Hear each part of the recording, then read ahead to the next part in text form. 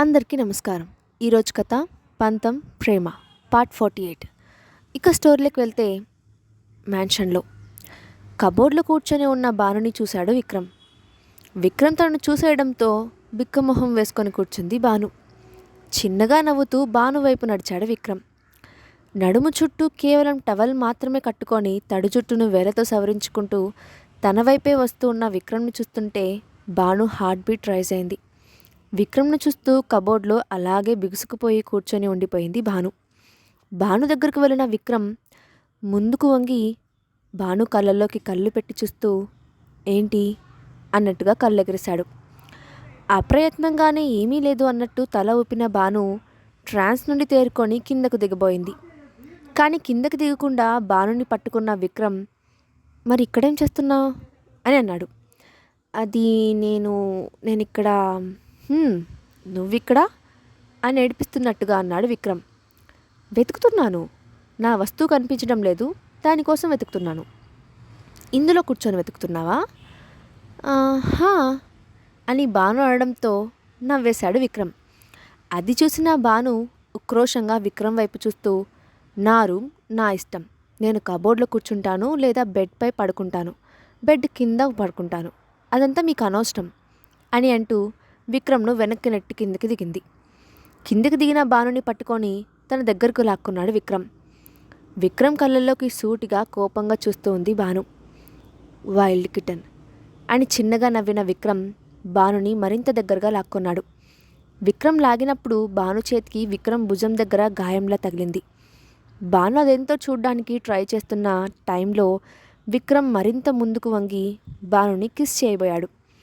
కానీ అంతలో బయట నుండి యుగ్ భానుని పిలుస్తున్నట్టుగా అరుపులు వినిపించడంతో విక్రమ్ను వెనక్కి నెట్టి కంగారుగా బయటకు పరిగెట్టింది భాను. వేగంగా డ్రెస్ వేసుకొని కిందకు వచ్చాడు విక్రమ్. కానీ విక్రమ్కి భాను ఎక్కడా కనిపించలేదు. అక్కడ ఉన్న వాళ్ళను అడగడంతో భాను బ్యాక్ యార్డ్కు వెళ్ళిందని చెప్పారు. దాంతో బ్యాక్ యార్డ్కి వెళ్ళాడు విక్రమ్. విక్రమ్ వెళ్ళేసరికి యుగ్ మీద అరుస్తున్న భాను మాటలు వినిపించాయి. వాడిని చూసుకోకుండా ఏం చేస్తున్నావు?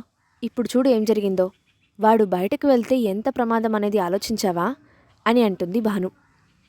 ఇంతకుముందు నువ్వు చూసినప్పుడు అంతా బాగానే ఉంది, కానీ ఇప్పుడు వచ్చి చూస్తే వాడు కనిపించడం లేదు అని అన్నాడు యుగ్. ముందు అందరినీ అలర్ట్ చేయి, వాడు కాంపౌండ్ దాటి వెళ్ళకూడదు, నువ్వు ఇటు వెళ్ళు, నేను ఇటు వెళ్తాను అని అన్నది భాను. సరే జాగ్రత్త అని అన్న యుగ్ తన దగ్గర ఉన్న వైర్లెస్లో ఇన్స్ట్రక్షన్స్ ఇస్తూ అక్కడి నుండి వెళ్ళిపోయాడు. మరోవైపుకి వెళ్ళిన భాను అక్కడ చుట్టుపక్కల అంతా చూసింది.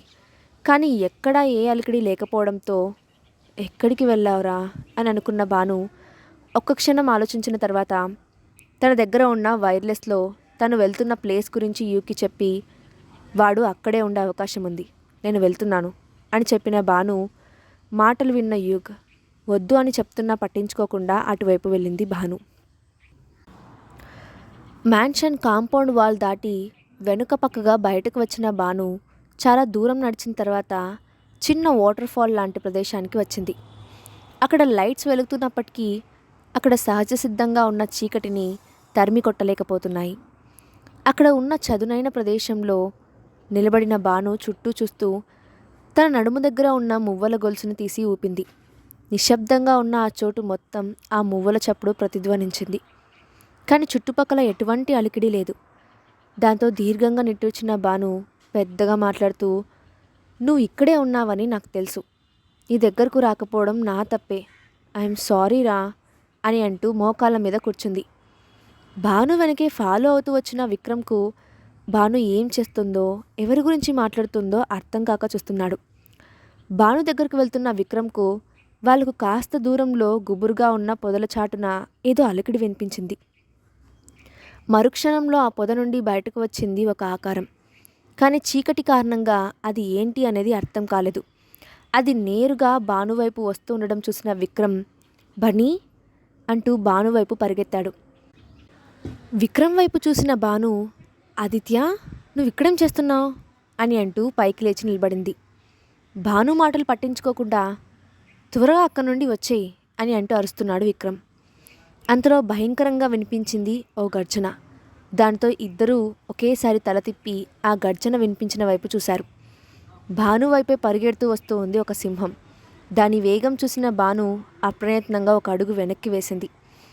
ఆ సింహం భానుని చేరుకుంటుందన్న ఆఖరి క్షణంలో భానుని పక్కకి లాగేశాడు విక్రమ్. దాంతో ఇద్దరు కింద పడిపోయారు. కానీ వెంటనే పైకి లేచిన విక్రమ్ భానుకి అడ్డుగా నిలబడ్డాడు. అది చూసిన ఆ సింహం విక్రమ్ వైపు కోపంగా చూస్తూ బిగ్గరగా గర్జించింది. అది ఒక్కొక్క అడుగు భాను వైపు వేస్తూ నడుస్తుంటే విక్రమ్ భానుని తన వెనుక దాస్తూ అడ్డుగా నిలబడుతున్నాడు. దాంతో ఒక్కసారిగా పక్కకి దూకింది ఆ సింహం. దాంతో తన బ్యాక్ సైడ్లో నుండి రివాల్వర్ను తీసి దానికి ఎయిమ్ చేశాడు విక్రమ్. అది చూసిన ఆ సింహం కోపంగా మరింత బిగ్గరగా గర్జిస్తూ ముందుకు రాబోయింది. దాంతో ఆ సింహాన్ని షూట్ చేయడానికి రెడీ అయిపోయాడు విక్రమ్. పైకి లేచిన భాను విక్రమ్ ఏం చేయబోతున్నాడో గ్రహించి విక్రమ్ ట్రిగర్ నొక్కే ఆఖరి క్షణంలో వేగంగా కదిలి వెనుక నుండి విక్రమ్ చేతిని మరోవైపు తిప్పింది. దాంతో ఫైర్ అయిన బుల్లెట్ వెళ్ళి ఎత్తుగా ఉన్న ఒక బండరాయిని తాకి రాళ్ల ముక్కలు ఎగిరిపడ్డాయి. ఇదంతా సెకండ్ల వ్యవధిలో జరిగిపోయింది. ఆ రివాల్వర్ను విక్రమ్ చేతిలో నుండి తీసుకొని కోపంగా విక్రమ్ మీదకు వస్తున్న ఆ సింహానికి ఎదురుగా విక్రమ్ ముందుకు వచ్చి నా భాను వాళ్ళిద్దరికీ అడ్డుగా నిలబడింది. ఆ సింహం కళ్ళల్లో విక్రమ్ మీద కోపాన్ని గమనించిన Bhanu stop there and stay back అని గట్టిగా అరిచింది.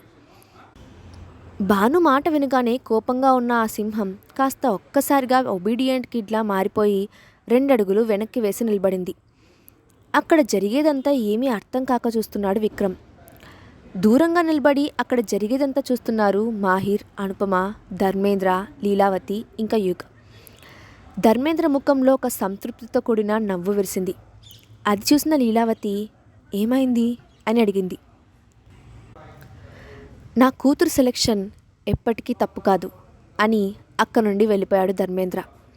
అది విన్న అనుపమ మాహిర్ వైపు చూస్తూ అంకుల్ విక్రమ్ గారిని భాను భర్తగా అంగీకరించేశారు. ఇక మీరు కూడా ఒప్పుకోక తప్పదు అని అంది అనుపమ. అయినా సరే ఏమీ మాట్లాడకుండా మౌనంగా దూరంగా ఉన్న భాను విక్రమ్ల వైపు చూస్తున్న మాహిర్ కానీ గుడి ఒప్పుకోవాలిగా అని అన్నాడు. భాను ఏదో చిన్న కన్ఫ్యూజన్లో ఉంది. తన ప్రశ్నలకు కావాల్సిన జవాబు దొరకగానే ఆ కన్ఫ్యూజన్ పోయి పూర్తి క్లారిటీతో సంతోషంగా విక్రమ్ గారిని అంగీకరిస్తుంది అని అంది అనుపమ. కన్నా నువ్వు ఎంత వెతికినా విక్రమ్లా గుడిని ప్రేమించేవాడిని నువ్వు తీసుకురాలేవు అని అంది లీలావతి. మా హా కన్నా, కొన్ని నిమిషాల ముందు నువ్వే చూసావుగా, భానుకి ఎలాంటి ప్రమాదం లేదని ఇక్కడ ఉన్న మనందరికీ తెలుసు. కానీ ఆ విషయం తెలియని విక్రమ్ తన గురించి ఏమాత్రం పట్టించుకోకుండా భాను కోసం ఎలా పరిగెట్టాడో చూసావా. భాను కోసం తన ప్రాణాలను సైతం వదులుకోవడానికి కూడా వెనకాడలేదు. ఇంతకు మించి ప్రేమించేవాడు, నెత్తిన పెట్టుకొని చూసుకునేవాడు నువ్వు ఎంత వెతికినా దొరకడు. నా మాట విని నీ చెల్లెల్ని మీ బావకిచ్చేయి అని చెప్పి అక్కడి నుండి వెళ్ళిపోయింది లీలావతి. ఇంకా ఆలోచించకండి మాహిర్ గారు అని లీలా వెనకే అను కూడా వెళ్ళిపోయింది. దాంతో ఆలోచనలో పడ్డాడు మాహిర్. వెనక్కి తిరిగిన విక్రమ్ వైపు చూసిన భానుకి విక్రమ్ చేతి నుండి రక్తం రావడం కనబడింది. వాళ్ళిద్దరూ కింద పడిన సమయంలో గాయమై ఉంటుంది అని అర్థం చేసుకున్న భాను కోపంగా సింహం వైపు చూస్తూ చూడు నీ వల్ల ఏం జరిగిందో, Kaiser say sorry to him అని అంది. అది చూసిన విక్రమ్ బన్నీ అది జంతువు, దాంతో ఇలా మాట్లాడితే దానికేం అర్థమవుతుంది అని అన్నాడు. విక్రమ్ మాటలు విన్న కైజర్ కోపంగా విక్రమ్ వైపు చూశాడు. ఎదురుగా ఉన్న భాను చేతులు కట్టుకొని తన వైపే చూస్తుండడంతో మరింత వెనక్కు వెళ్ళి నిలబడి అలిగినట్టుగా ముఖాన్ని పక్కకు తిప్పి మరోవైపు చూస్తూ నిలబడ్డాడు. అది చేసిన పనిని చూసి పెద్దగా నవ్వేసింది భాను. భాను నవ్వడం చూసిన విక్రమ్ రెప్పవేయకుండా అలానే భానును చూస్తూ ఉండిపోయాడు. ముందుకు వెళ్ళిన భాను కైజర్ను పట్టుకొని నిమురుతూ he's not a bad person, తను నాకు హాని కలిగించడు, ఇన్ఫ్యాక్ట్ నేను ప్రమాదంలో ఉన్నాను అనుకొని అలా రియాక్ట్ అయ్యాడు. So please forgive him and say sorry అని బుజ్జగించినట్టుగా అంది భాను. తల ఎత్తి భాను వైపు చూసింది కైజర్. చిన్నగా నవ్వుతూ తల ఊపింది భాను. భాను దగ్గరకు వచ్చి తన తలను భానుకి రాస్తూ తన అంగీకారాన్ని తెలిపింది కైజర్. అది చూసి నవ్వుతూ గుడ్ బాయ్ అని తల మీద ముద్దు పెట్టుకుంది. కైజర్ను తీసుకొని విక్రమ్ దగ్గరకు వచ్చింది భాను. ఆదిత్య, వీడు కైజర్, నా బెస్ట్ ఫ్రెండ్. నువ్వు నాకు హాని కలిగిస్తావని అనుకొని నన్ను ప్రొటెక్ట్ చేయడం కోసం వాడు అలా బిహేవ్ చేశాడు. కానీ నువ్వు కూడా వాడిని ఇబ్బంది పెట్టావు కదా, కాబట్టి నువ్వు కూడా వాడికి సారీ చెప్పాలి అని అంది భాను. భాను మాటలు విన్న విక్రమ్, ఓ అయితే ఇప్పుడు నువ్వు సమన్యాయం చేస్తున్నావా అని అన్నాడు. హా, నేను వద్దని చెప్తున్నా వినకుండా వచ్చావు. నువ్వెక్కడ నన్ను హర్ట్ చేస్తావో అని వాడు నీ మీదకు వచ్చాడు. వాడు సారీ చెప్పినప్పుడు నువ్వు చెప్పాలిగా అని అంది భాను. రైట్ లాజిక్ అంటూ భాను ముందుకు వచ్చి, ఖైజర్ ఐఎమ్ సారీ అని చెప్పి తల వంచాడు విక్రమ్. ఖైజర్ కూడా విక్రమ్ ముందుకు వచ్చి తల వంచింది. వీళ్ళ సారీల పర్వం ముగిసిన తర్వాత వెనక్కి తిరిగేసరికి అక్కడ వాళ్లకు ఎదురుగా నిలబడి ఉన్నాడు యుగ్. యుగ్ని చూసిన భాను ఖైజర్ని యుగ్కి అప్పగించింది. కానీ ఖైజర్ యుగ్తో వెళ్ళడానికి రెడీగా లేడు.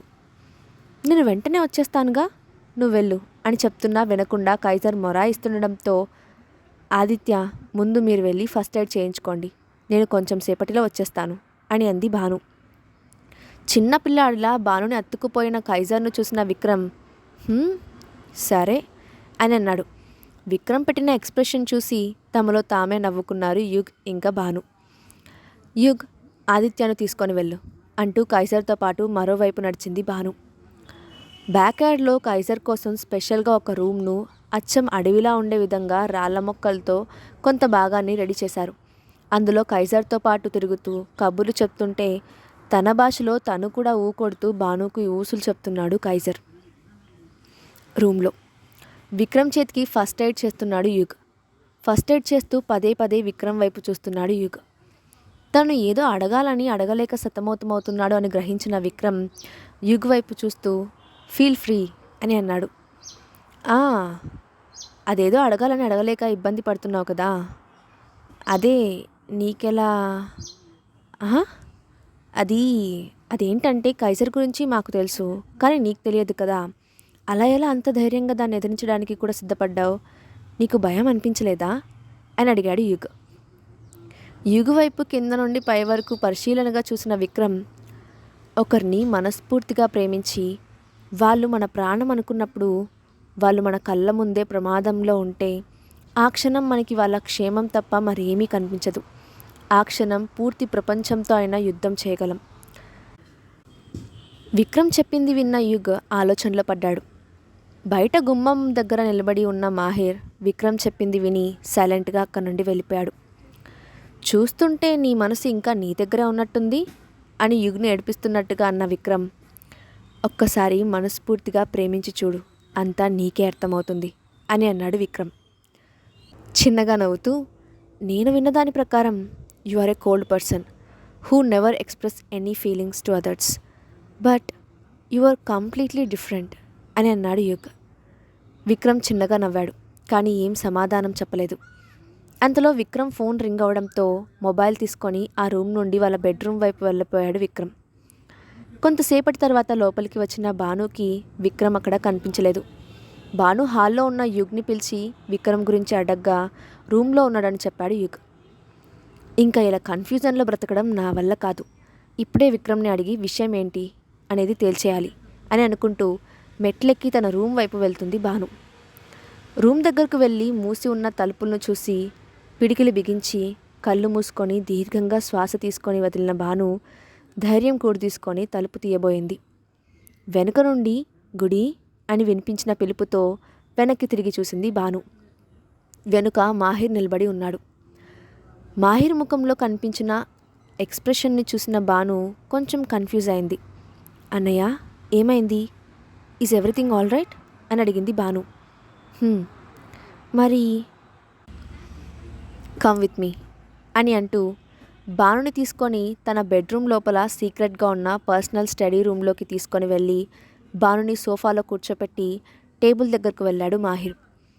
ఆ రూమ్లోకి మాహిర్ మినహాయించి మిగిలిన వాళ్ళు ఎవ్వరూ వెళ్ళరు. అలాంటిది తనను ఆ రూమ్లోకి తీసుకువెళ్ళడంతో విషయం ఏదో సీరియస్ అని అనుకుంది భాను. మాహిర్ నిమిషం తర్వాత ల్యాప్టాప్ తీసుకొని భాను దగ్గరకు వచ్చాడు. అందులో ప్లే అయిన వీడియోను చూసిన భాను ఆశ్చర్యపోయింది. అప్రయత్నంగా కళ్ళ వెంట నీళ్లు రావడం మొదలయ్యాయి. ఇంతకీ భాను ఎందుకు ఏడ్చింది, ఆ ల్యాప్టాప్లో ఏం చూసిందో నెక్స్ట్ పార్ట్లో చూద్దాం. అండ్ ఈ స్టోరీ అప్డేట్ ఎలా ఉందో కింద కామెంట్ బాక్స్లో మీ ఒపీనియన్ని షేర్ చేయండి. Thanks for watching.